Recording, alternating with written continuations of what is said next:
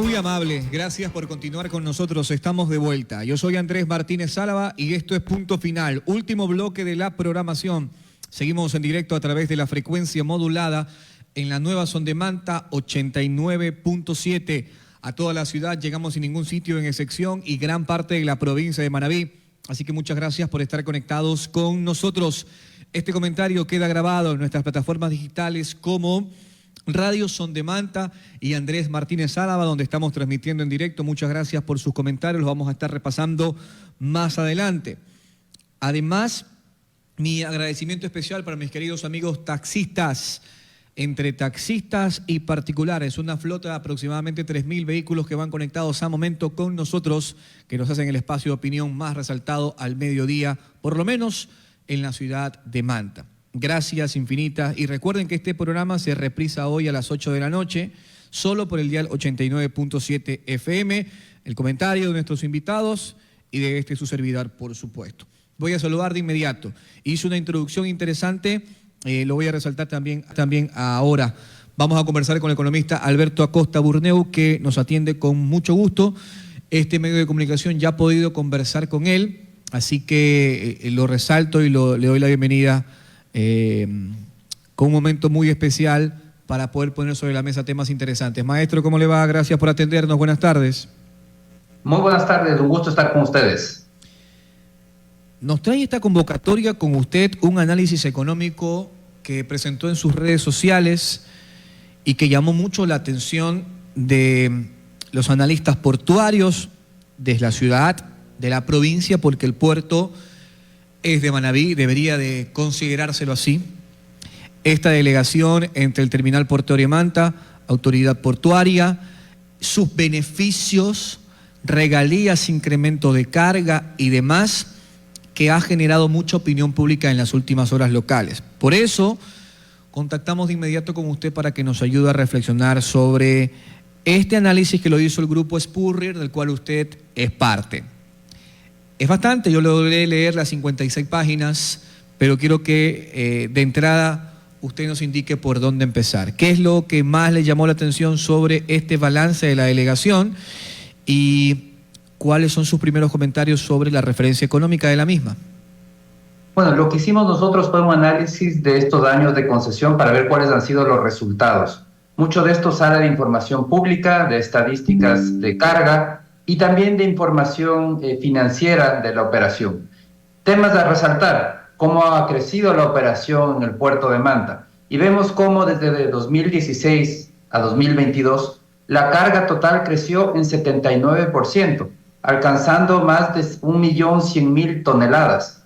Actualmente el puerto de Manta es el número 1 del país en atención de cruceros, de car carriers, cargueros de vehículos y pesca. Por otro lado, si vemos los números a nivel de vehículos, transporte de vehículos, el incremento fue gigantesco, 623% entre 2016 y 2022.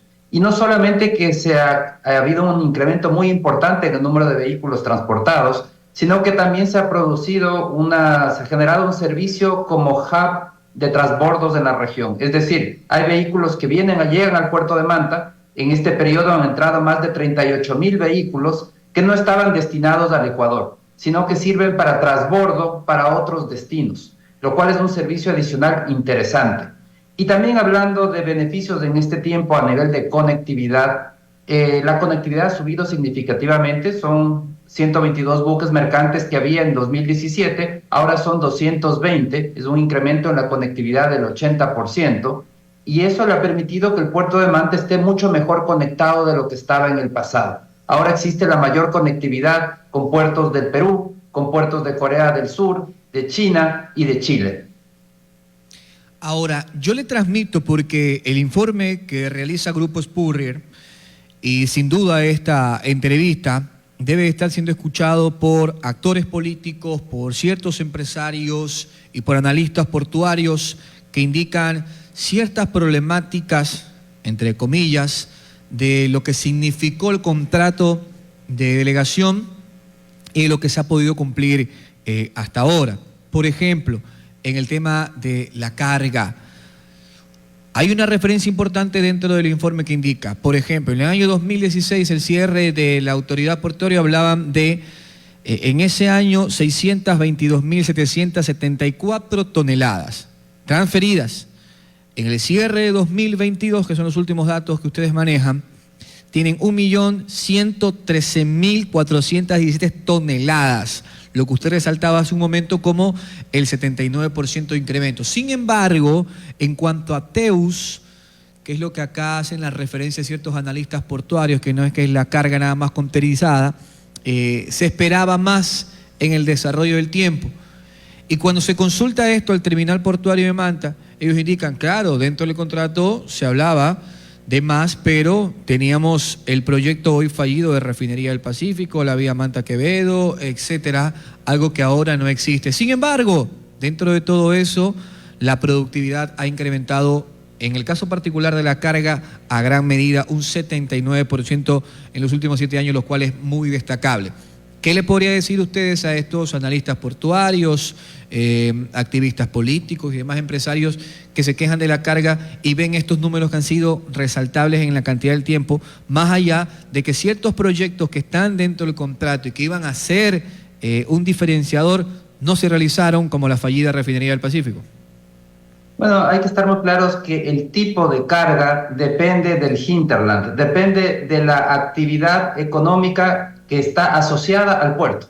No depende del puerto, depende de la actividad económica relacionada. Entonces, la expectativa, por ejemplo, de elevar la carga contenerizada se puede lograr con una carretera que una con zonas, por ejemplo, bananeras, que puedan transportar banano a través del puerto de Manta. Eso sería una alternativa, eso elevaría la carga contenerizada. Pero al final del día depende de los actores que están en la provincia y de las necesidades de esos actores. No es una decisión unilateral del puerto.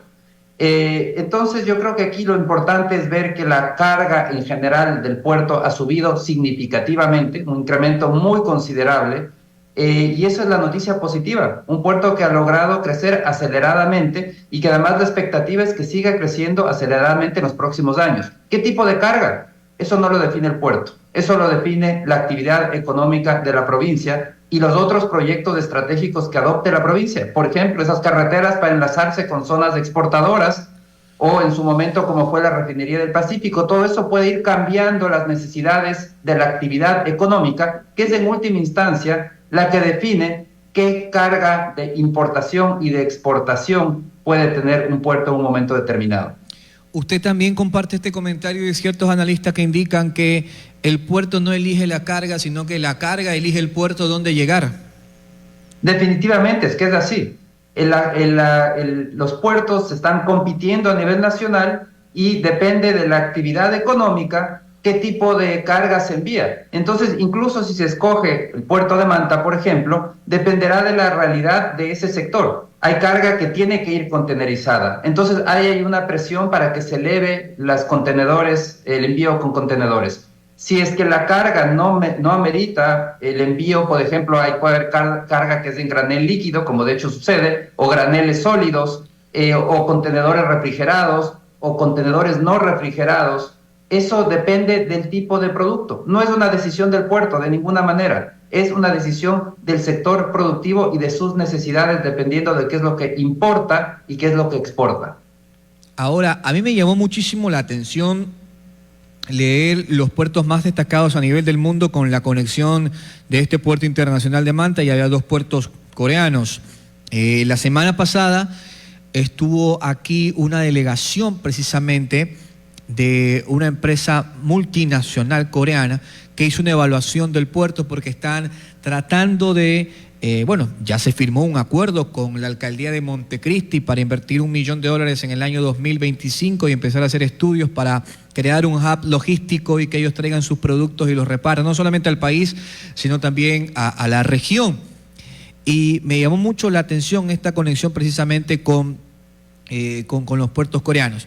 Y otro comentario que se hizo en esta visita coreana que yo pude cubrir como periodista fue de que ahora, el año pasado, se cerró con el 80% de los vehículos importados al país, es decir, los vehículos que llegan al país pasaban por el puerto de Manta.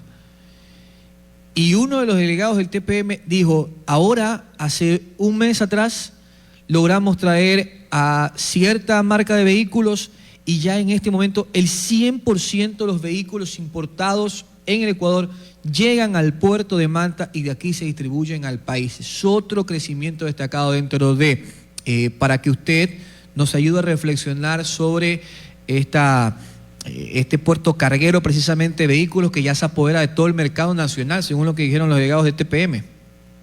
Definitivamente vemos que el puerto se ha especializado en el transporte de vehículos y por eso ahora es tan importante a nivel nacional. Es el primer puerto a nivel nacional en carga de vehículos y eso también ha generado importantes oportunidades de inversión.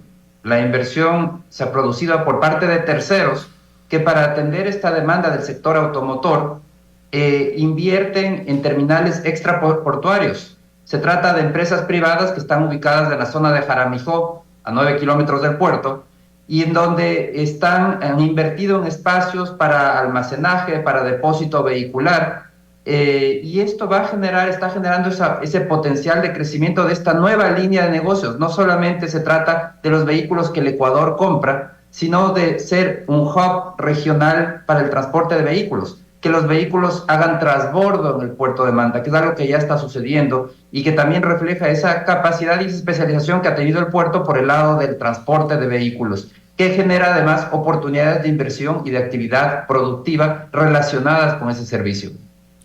Ahora, maestro, esto es muy importante. Cuando cierto activismo se queja de la delegación, hablan del puerto de Manta, y aunque suene un poco muy duro, yo en este mismo espacio lo he resaltado en más de una ocasión, creo que la discusión no debe de ir por ahí porque la administración de autoridad portuaria es estatal. El gerente que apenas fue cambiado, por ejemplo, de autoridad portuaria de Manta, el fin de semana salió el contraalmirante Ronald Muñoz, ahora ingresó un señor de apellido Franco Tutibén, Walter Brian Franco Tutibén, es nombrado por el presidente de la República, un decreto firmado en Nueva York. Y seguimos nosotros sobre la discusión del puerto de Manta y es una administración estatal. En este caso, por ejemplo, de la autoridad puerta, no solamente de la de Manta, sino de otras a nivel país, de todas a nivel país. Y seguimos reflexionando sobre la discusión con el puerto internacional. Incluso algún gerente acá se animó a querer llevar esta discusión a tribunales y decir que el contrato era lesivo y que había que terminarlo de forma unilateral. Y cuando yo invito a analistas portuarios o gente que se atreve a hacer un balance objetivo sobre lo que ha significado esta delegación ya de 7 años, lo que siempre termino reflexionando con ellos para que la gente lo entienda, no por mí, sino por lo que digan nuestros invitados, es de que como en un país, y usted lo conoce porque es de los economistas más destacados, que tiene una inversión nula a nivel internacional, puede una entidad del mismo Estado, de Autoridad Portuaria de Manta, intentar que se termine un contrato que en este caso particular fue firmado por 40 años con una probable alargue de 50, porque así funcionan los negocios portuarios, porque es otra de las cosas que la gente se eriza y dice, ay, ¿por qué entregaron esto los extranjeros por 40 años? Bueno, así funcionan los negocios portuarios, no se pueden medir en 5 y 6 y 10. Entonces, ¿cómo es que entidades del Estado o personajes que sirven para entidades del Estado intentan tumbar contratos, porque no hay otra palabra para entregarle, cuando aquí lo que no hay es inversión extranjera y entonces atentamos contra una seguridad jurídica que a nivel internacional nos hace quedar muy mal? ¿Cuál es la reflexión que le deja a usted conocer esto? Bueno, la realidad es que siempre existen intereses políticos, además existen prejuicios estatizantes muy frecuentemente en el país, donde se cree que el Estado puede seguir asumiendo más actividades, más roles y que vamos a estar mejor con eso. Pero la realidad es muy distinta. Los puertos requieren ser manejados por el sector privado a través de mecanismos como las APPs u otro tipo de mecanismos legales. ¿Por qué? Porque primero el Estado no tiene recursos para invertir. No puede invertir ni siquiera en petróleo. La mayor empresa ecuatoriana no la logra invertir el Estado, está con una producción declinante por falta de inversión. Entonces, ¿qué podemos esperar para el resto de actividades? ¿Creemos que va a tener recursos para invertir, por ejemplo, en el puerto de Manta? Imposible, no lo va a hacer, no tiene los recursos. Segundo, tampoco tiene el conocimiento para el manejo portuario. El manejo portuario requiere de mucho conocimiento, requiere de enlace a nivel internacional, requiere de alguien que esté en el área de administración logística, porque lo importante aquí es ese enlace con las distintas rutas, la conectividad que se logre ampliar. Entonces, esto tampoco tiene, ese conocimiento tampoco tiene el Estado. Entonces sería un retroceso muy grave buscar estatizar nuevamente un puerto cuando ya vemos los resultados del puerto estatal. El puerto que queda en el Ecuador estatal es el de Esmeraldas y vemos que es el puerto que está más rezagado de todos. Entonces, definitivamente, lo que tiene que buscar el país en general es seguir impulsando este tipo de mecanismos como las asociaciones público-privadas, porque funcionan, porque garantizan que haya inversiones importantes y que pueda haber transferencia de conocimiento, de tecnología, y se obtienen resultados beneficiosos para toda la sociedad y para el Estado, porque aquí hay que mencionar los beneficios que va a recibir el Estado, en este caso particular del puerto de Manta, es a lo largo de esos 40 años de vida útil, el Estado va a recibir 544 millones en beneficios. Beneficios que corresponden al pago de regalías, contribuciones, impuesto a la renta y toda la infraestructura que va a quedar a favor del Estado. Es decir, el Estado va a recibir el 79% va a participar en el 79% de las rentas que va a generar esta operación. La concesionaria participará con un 21%. Entonces, definitivamente, se trata de una operación beneficiosa para el Estado, pero más importante que eso, beneficiosa para la actividad productiva, porque estamos viendo que ha permitido que se hagan esas inversiones y que se siga invirtiendo aún más para poder impulsar la conectividad y mejorar los servicios portuarios en una zona que requiere de esos servicios. Mis queridos amigos, escucharon al economista Alberto Acosta Burneo reflexionar sobre tema Delegación Puerto de Manta. Maestro, le agradezco mucho el tiempo. Muchas gracias por atendernos. Muchísimas gracias, siempre es un gusto. Bien, allí escucharon al maestro Alberto Acosta Burneo, mis queridos amigos, sobre este tema de la delegación. Y lo que más a mí también me llama bastante la atención, que aquí se nota que se están despojando de muchos, tal vez, prejuicios políticos, si se quiere, porque si usted sigue la coyuntura política nacional y sigue la actividad de este joven de apenas 29 años que ha logrado conversar con los personajes políticos más importantes del país, que en algunos casos me doblan la edad, yo sé quién es el señor Alberto Acosta Burneo y sé quién es el grupo Spurrier, de Walter Spurrier, ¿ok? Analista económico en uno de los diarios más populares del país y con esta empresa que es una de las más destacadas de análisis económicos a nivel país. Y es una empresa y son perfiles como Walter Spurrier y Alberto Acosta Burneo que todo el tiempo se han identificado como opositores de Rafael Correa.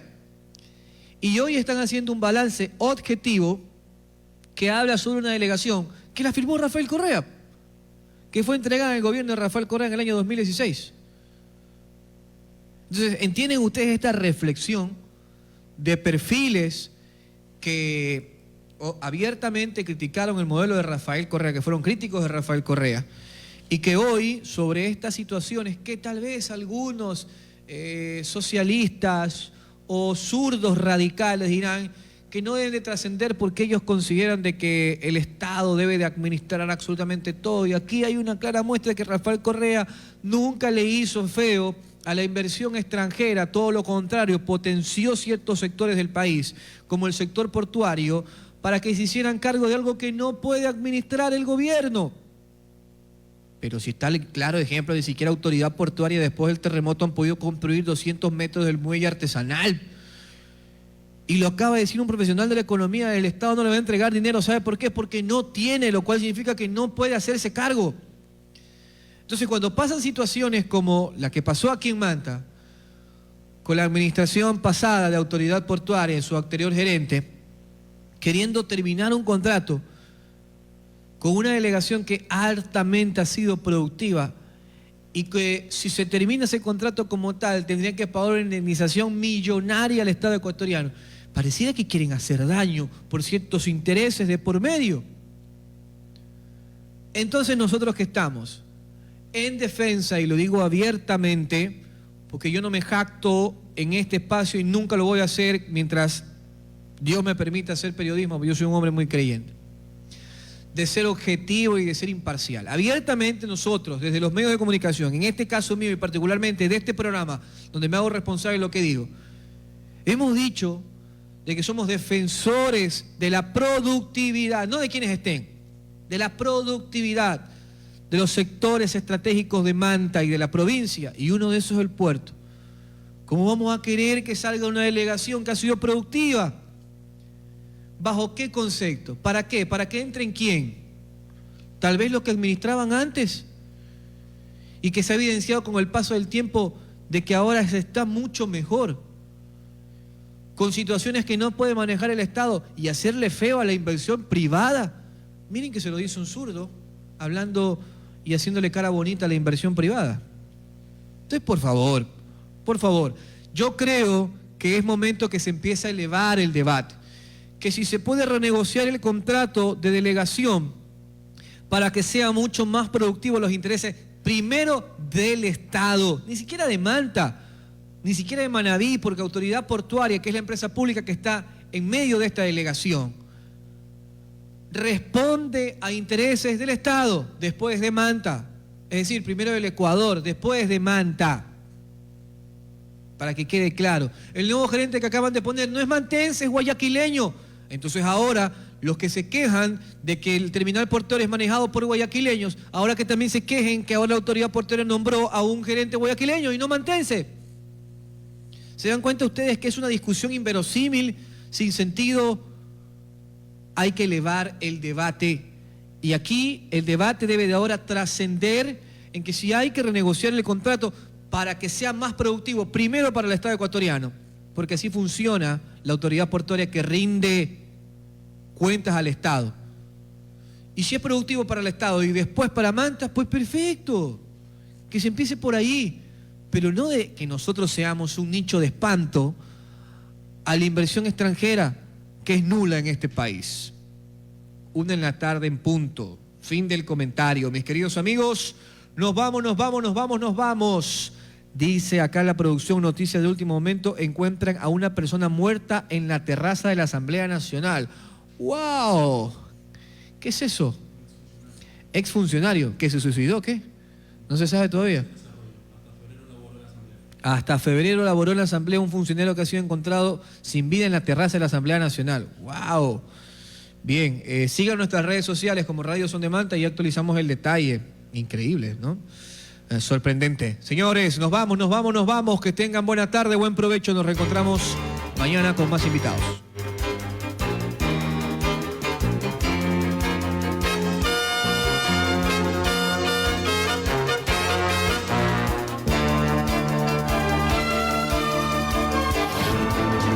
Este final es solo